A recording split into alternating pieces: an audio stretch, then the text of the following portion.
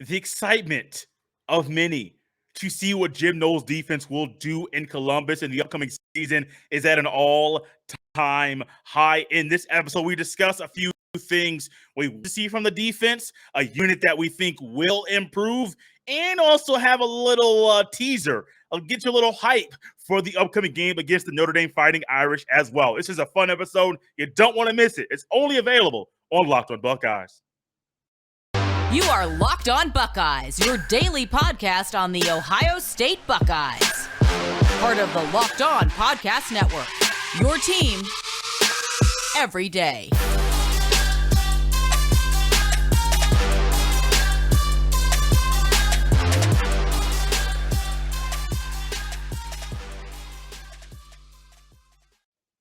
What is up, Buckeye fans? Welcome back to another episode of Locked on Buckeyes, part of the Locked on Podcast Network. I'm your host, Jay Stevens, also the host of the Jay Stevens Podcast. It is Tuesday, July 26th in the year 2022, and I want to thank you for making Locked on Buckeyes your first listen or first watch of every single day. On today's episode, we will be joined by Mr. Todd Jones. He writes for the Ohio State Alumni Magazine. Todd Jones and I discuss a lot about the defense, and as soon as he mentioned the game against Notre Dame, a little bit of excitement came out of me. You get to see Jay go not full hype mode, but almost there, talking upcoming game against the Notre Dame Fighting Irish. You don't want to miss this. Todd is a fun person to talk to, and he's been around for quite a while. So he has seen a lot of Buckeye defense, and he knows what we expect to see from them, and some of that comes out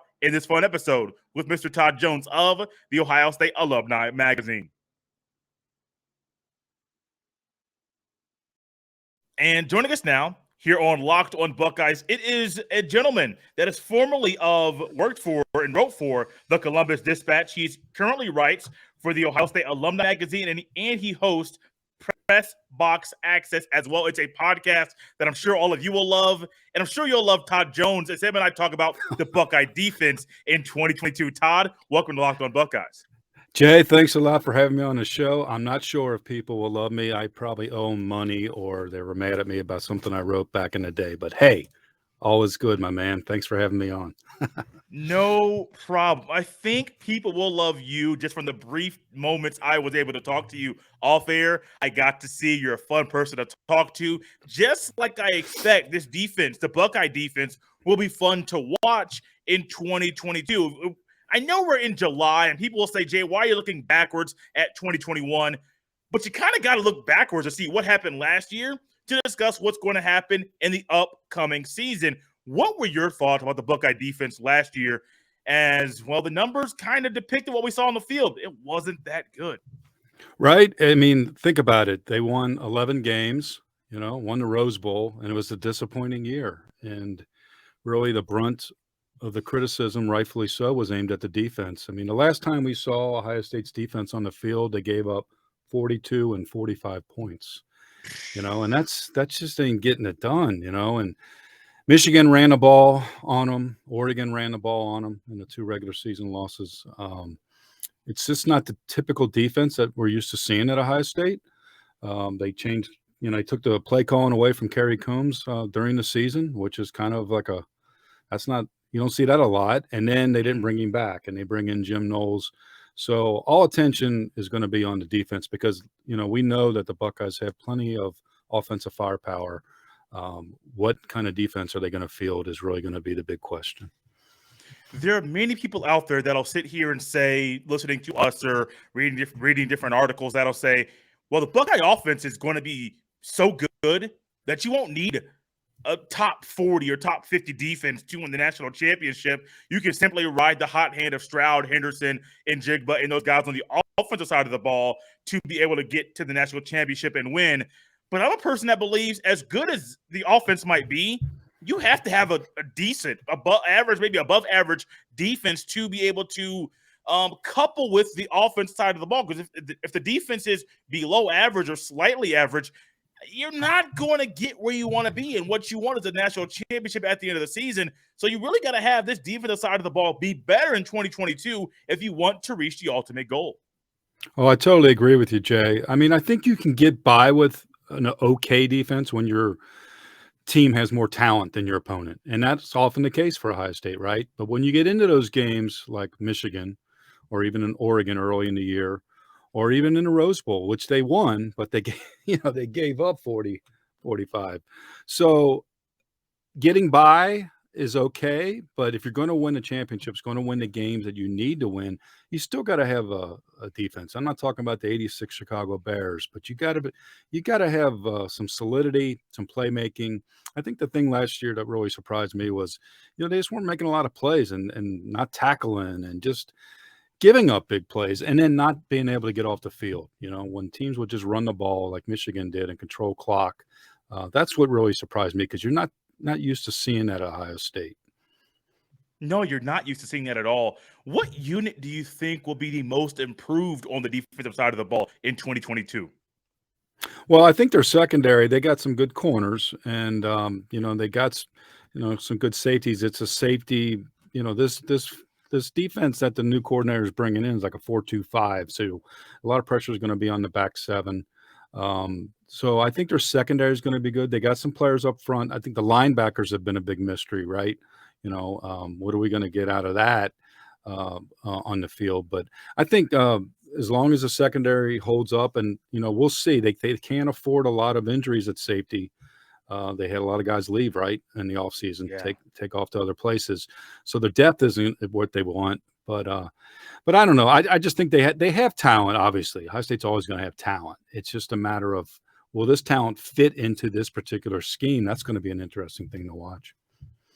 It is going to be interesting. And I was listening to something. I forget what it was, but people were saying that the players have all bought into what Jim Knowles is teaching. And the X's and O's that everybody's been breaking down all summer, that's great. But if the players don't buy into what he's teaching and preaching every single day, I don't care if he has the best scheme in the world that can overcome any offense. I don't care what you got. If your players aren't bought in, nothing's going to happen. You can win games, but are you going to get to the ultimate goal? Probably not, because bought-in players not only affect those that are on the field, they affect those that aren't on the field. And I think that might be the biggest thing we'll see this year, is that everybody's all in on what's being taught to them this offseason, learning the new scheme, learning the X's and O's, learning their new position. And so that in game, we might see a more well-rounded defense. Now, statistically, it might not be number one in every category, but you might see a better well-rounded defense simply because, Todd, everybody is all in and bought into what Jim Knowles is preaching every single day. Well, let's hope they bought in, right? I mean, because if not, there'd be big questions, right? I think it's great. It's great in talk season. I always think of this as talk season when everybody's yapping, and including us, right? Right. But when you got a new guy coming in, if there's resistance, you got problems, big problems, right? But there's not, because let's face it, they want to improve. They want to be better. This guy's got a great track record as an assistant coach, as a coordinator. So, you put those two things together, you're going to have buy-in. And I think on defense, you have to have that, because you have to be able to react so fast on defense. It's a reaction. You're trying to, the speed of the game is such that you can't be thinking about things too much. And so what you have to do is you have to have buy-in, so you're mentally bought in day after day, week after week. So you're locked in. So then you can just play on Saturday instead of think on Saturday. If you're not bought in, you're not really sure of your responsibilities, and then you're seeing a team play a step slow. So it's great to hear that they're bought in. I think that's going to be, that's the first sign. That's the foundation, right? And we'll see where they take it from here. It's going to be a great test right off the bat with Notre Dame, right? Yeah. Oh yeah. Are you excited about that game? Like, I would think you probably would be. Yeah, I think it's great. This is the type of games all college football fans love to watch, right? A couple big brands, the uniforms, the helmets, the history. You're in the shoe right off the bat. You got a former Ohio State Buckeye as a head coach now at Notre Dame. That adds another layer of intrigue. I would love to be a ticket scalper for that game. Oh my God! But let's get after it, right? Right off the bat, first game.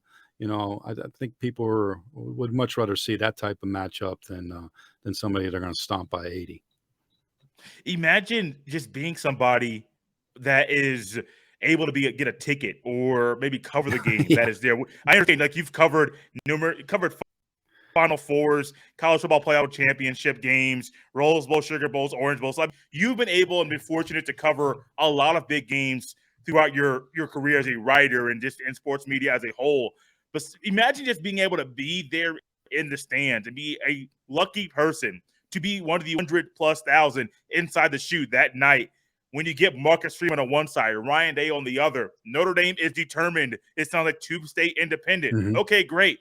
Prove it. Right. Like, literally prove Right. it right now, because this is a big stage. And I personally love that Ohio State and Notre Dame are meeting week 1, say not week Right. 2 or week 3, which it still could happen. But opening the season with these two powers in the sport, it's not only great for the sport, but it's a great way to measure how you have done all offseason against somebody else that is looking to pound you into the ground every single play.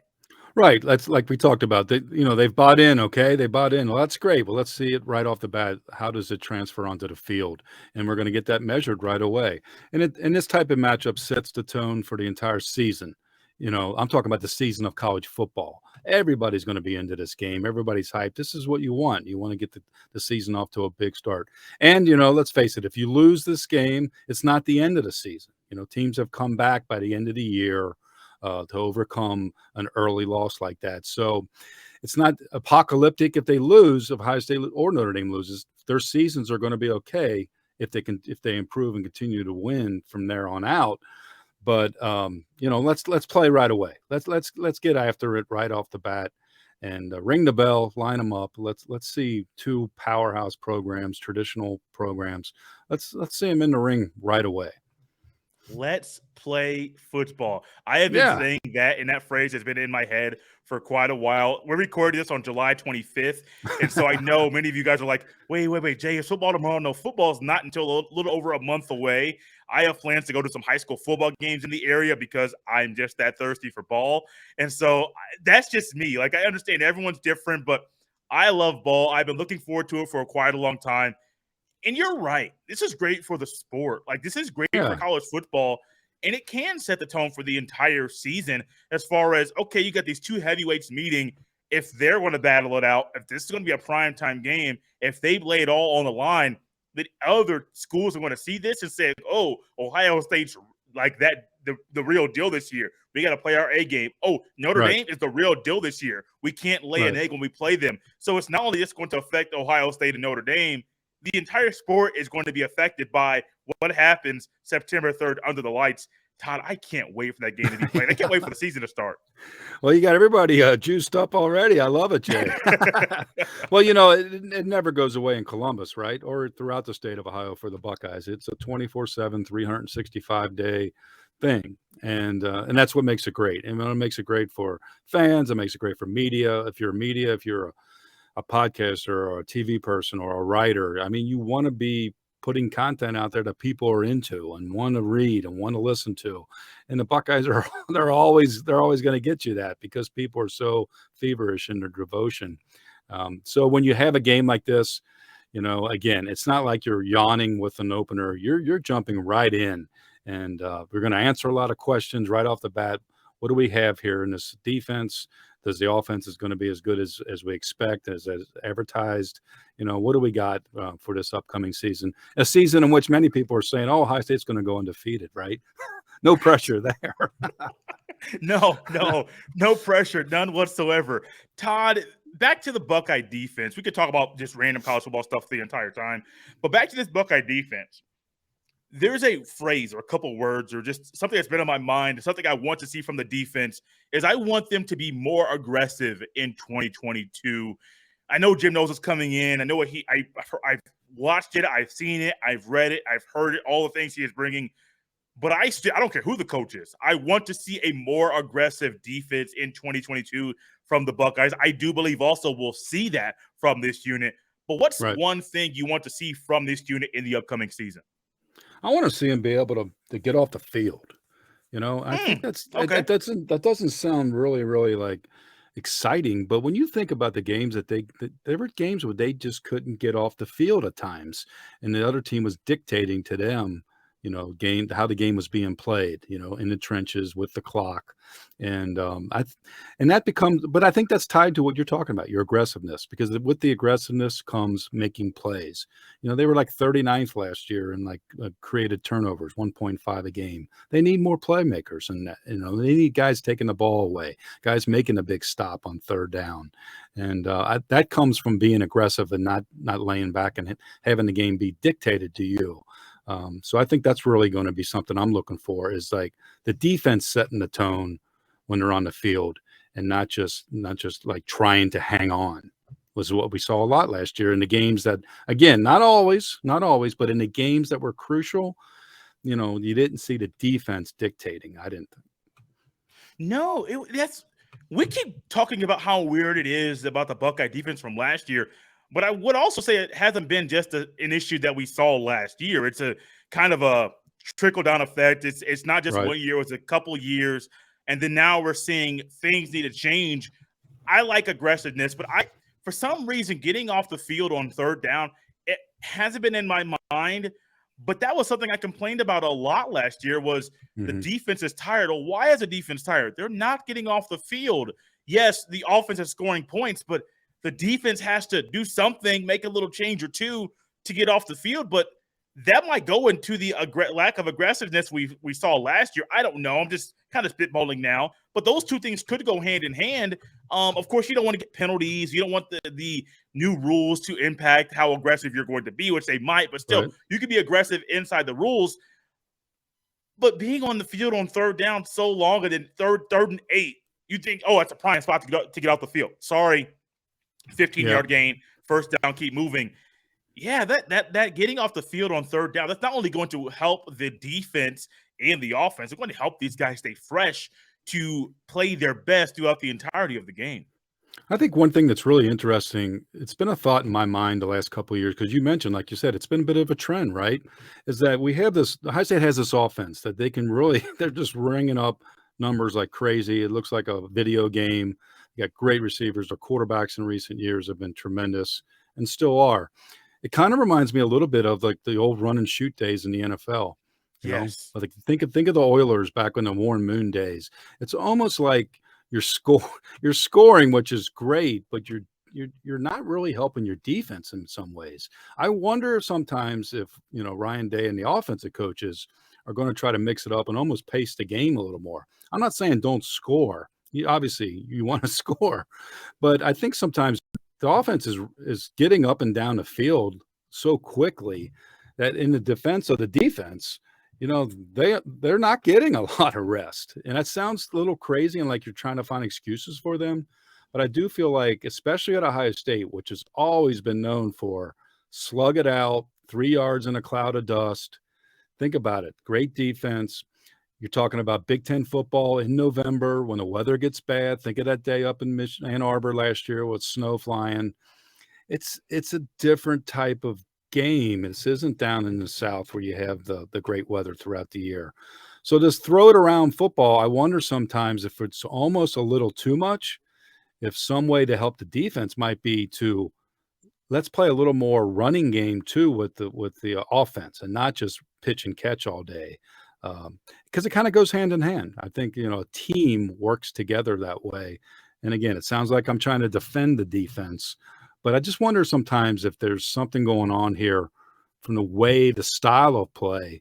20 years ago, Ohio State was not throwing the ball all over the field, right? It's almost like, really, this is Ohio State, and now we're seeing this offense that's tremendous.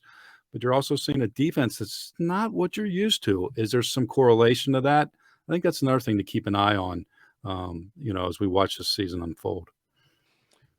I do believe with this offense that we're going to see more of a balanced attack. Mm-hmm. I think last year, I won't say I think, part of – okay, so I don't know the true answer to why the offense was so high, why it was so pass-heavy last year. I don't know. I don't know if it was issues or not lack of belief in the offensive line, or you have a true freshman running back and we don't want to give him all the carries right now. I don't know the answer. So I won't try and speculate and say something I don't know. But one thing I do believe we'll see is a more balanced attack on offense with more runs. I mean, little runs between not so much like stretch outside run plays with Henderson or Mayan Williams, but I do believe we'll get more runs inside the tackles where you're going to get 4, 5, 6, 7-yard gains, mainly 4 to 6, to kind of keep that pace. And you discussed, and you said it so well, the offense can't help the defense. And I think we're going to get a better running game this year with 2, maybe 3 running backs. I'd probably prefer 2 running backs to get the bulk of the carries, to simply allow the guys on defense to rest. Like imagine being 6'3", 315, 6'4", 315. You're a D tackle. You're in the rotation. They might play 3 or 4 D tackles, but you're like, okay, great. We got off the field. Offense goes on. We know how electric the offense is. Offense scores, but they score in 4 plays, go 80 yards, under a minute. You're like, I just got off the field. Like, what happened? Scoring is great, but I think the pacing might be a tad different this year, and which will directly impact the defense and how fresh they are throughout the third quarter and all of the fourth quarter. Well, I think that, last year they were playing to their strengths, right? I mean, Henderson, as great as he was a freshman, and he's a brilliant running back. You can see that. But what they did know that they already had was all these great receivers and a quarterback who was coming in who could throw the ball. So they played to their strengths. And most defenses they matched up against just could not deal with it, right? The college secondaries couldn't handle this NFL talent that Ohio State was throwing at it. So I get that, I mean, it does sound kind of crazy. It sounds like you're saying, don't score so fast. No, I just think it's a matter of just trying to play a little differently. I mean, sometimes you're playing the tempo dictated by the game situation or the clock. I mean, sometimes there's nothing wrong with grinding out a long drive, and I think the temptation is for all of us to think, well, just score, and when they're scoring that way, when they're putting up these video game plays and numbers, you're getting into shootouts like you saw in the Rose Bowl. It was great. It was entertaining as heck. But, look how many points the defense gave up. What are the reasons for that? And I just think sometimes the balance is something that, Ryan Day is a great coach. He can scheme with the best of them on offense. But, he's still a young head coach. He's learning too. And he's the type of guy that I think is smart. He's going to think about how things are progressing as the team goes forward, not just as the offense goes forward. So it all kind of goes hand in hand. But bottom line is defense has got to be better. I mean, no matter what you say, again, we're not trying to make excuses about balance of the game. This defense has got to play better, and you got a new coordinator, a coordinator with a great track record, and you got defensive players who have heard for months now how bad they played. They're going to have chips on their shoulder. You have talent. So let's see it. Let's see what they got. I think that's going to be that's just going to set the tone for everything that you watch unfold this season, is how this defense plays in the first few weeks. Last question for you. Do you think the defense will be better in 2022? I think it will. I mean, I really do. I mean, Knowles is, again, he has the track record. He did it at Oklahoma State, which isn't necessarily a historical defensive stalwart, right. So he knows what he's doing. I think he does have more talent than people think sometimes, because there was so offensive focus right now in this era of Ohio State football. But I think the combination of the talent that's coming back with something to prove with this new coordinator, I think we're going to see improvement. It can't get much worse than what you saw at times last year. And again, there were games when they were okay, they were fine, they were good enough, and they won 11 games. But we're talking about Ohio State where things are defined differently. And you lose a home game early to Oregon and let them kind of run. They scored 35. And you lose to Michigan and let them dictate how the game is played up there in the snow. That's just not Ohio State football. So I think we're going to see a vast improvement on defense this year. Otherwise, it's going to be very interesting, right? Very interesting. Todd, this has been fun. If you can let everyone know where they can connect with you, where they can read some of your articles, where they can catch your podcast, anything else you want to plug, you can go ahead and do that. I know you're a busy man, so feel free to. Yeah, have no, that no, in. that's great. No, Press Box Access is the name of the show, the podcast that I do with veteran sports writers talking about great things in their career that they covered, athletes like Muhammad Ali, big historical sporting events like Kirk Gibson's home run.